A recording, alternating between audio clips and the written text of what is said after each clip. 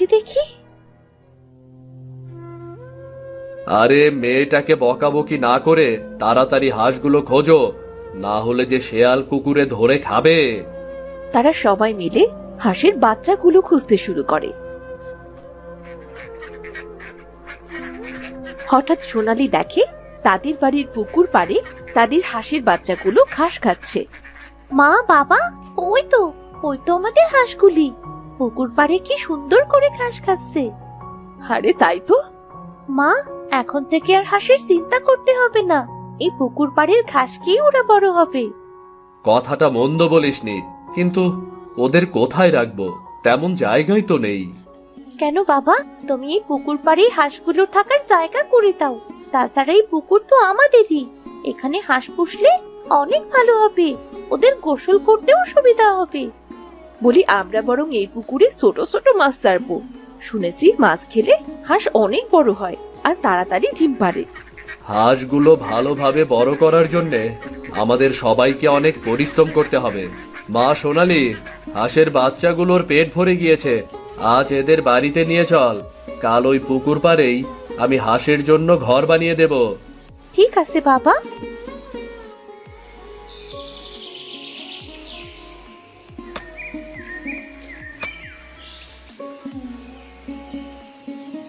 খুব সুন্দর হয়েছে ঘরটা, বাড়ির সামনে সব সময় দেখাও যাবে। পুকুর পাড়টাও খুব ঠান্ডা, হাঁসগুলোর কষ্ট হবে না। হ্যাঁ রে মা, আচ্ছা আমি শাক তুলে বিক্রি করতে যাচ্ছি। গিন্নি, তুমি দেখো কারো বাড়ি কাজ পাও কিনা। কিছুদিন কষ্ট করে পুকুরে কিছু ছোট মাছ ছাড়বো, যাতে হাঁসের খাবার কষ্ট না হয়। বড় হলে কি আর শুধু ঘাসে হবে? আচ্ছা ঠিক আছে, তবে আমি যাচ্ছি। সোনালি মা, তুই তোর বাবার সাথেই যা। এই বলে রূপা কাজ খুঁজতে চলে যায়। রমেশ আর সোনালি শাক তুলে বিক্রি করে, পুকুরে মাছ ছাড়ে। পুকুরের ওপর থেকে ঘাস আর পুকুর থেকে মাছ খেয়ে তাদের হাঁস অনেক বড় হয়ে যায়।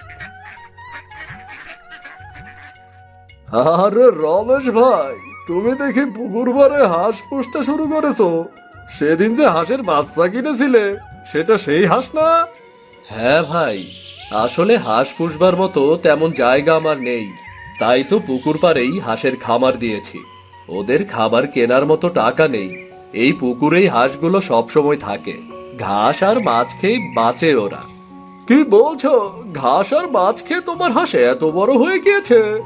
হ্যাঁ ভাই, দেখবে এবার তোমার সব অভাব কেটে যাবে। তোমার হাঁস খুব তাড়াতাড়ি ডিম দেবে। আমি আসি তবে। রিতম সেখান থেকে চলে যায়। কেটে যায় আরো কিছুদিন। একদিন সকালে খামারের দরজা খুলতে গিয়ে সোনালি দেখে তাদের 2টা হাঁস মারা গিয়েছে আর বাকি হাঁসগুলো সব অসুস্থ। হাই হাই হাই, এই কি সর্বনাশ হলো!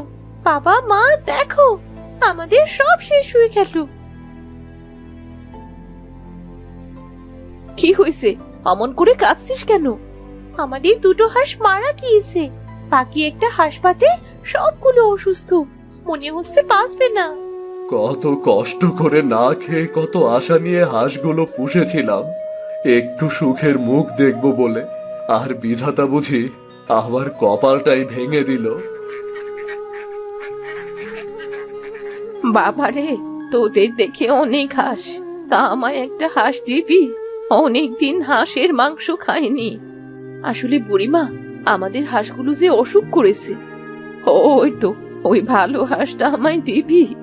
ওই একটি হাঁসই ভালো আছে, তুমি যেহেতু চাইছো তবেও হাঁসটা তুমি নিয়ে যাও।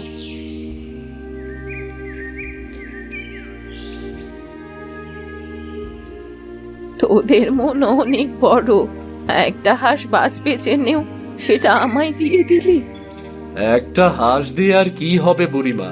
কত কষ্ট করে জায়গা না থাকায় পুকুর পাড়ে হাঁস পুষেছিলাম। জানি না কি হলো সব হাঁসের, সব অসুখ করেছে।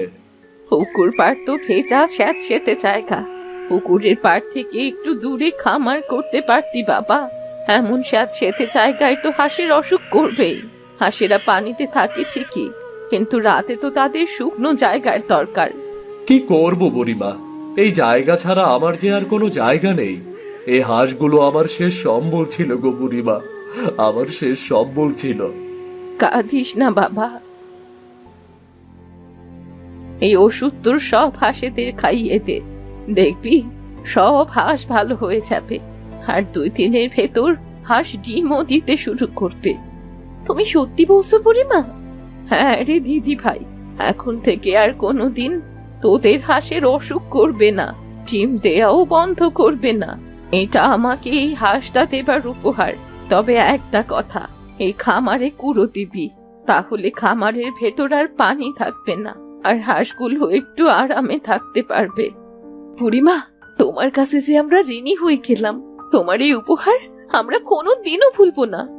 এইসব কথা পরে হবে, আগে হাঁসগুলোকে ওষুধ খাইয়ে দে।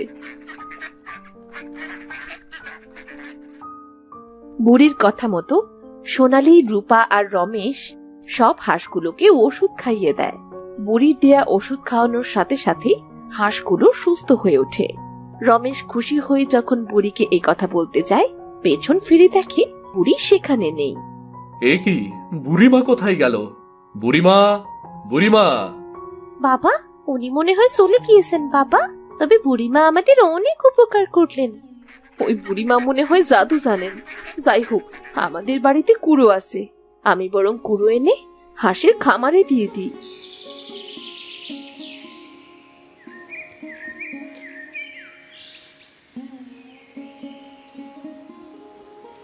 রূপা বাড়ি থেকে কুড়ো এনে হাঁসের খামারে দিয়ে দেয়। 2-3 দিন পর সোনালী পুকুর পাড়ে গিয়ে দেখে সেখানে অনেকগুলো ডিম। মা, বাবা, তোমরা দেখে যাও, আমাদের হাঁস পুকুর পাড়ে ডিম দিয়েছে। সত্যি তো?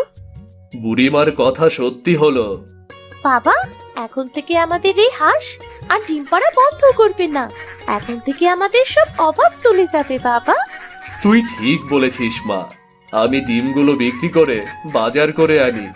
এখন থেকে আর আমাদের না খেয়ে থাকতে হবে না রে মা।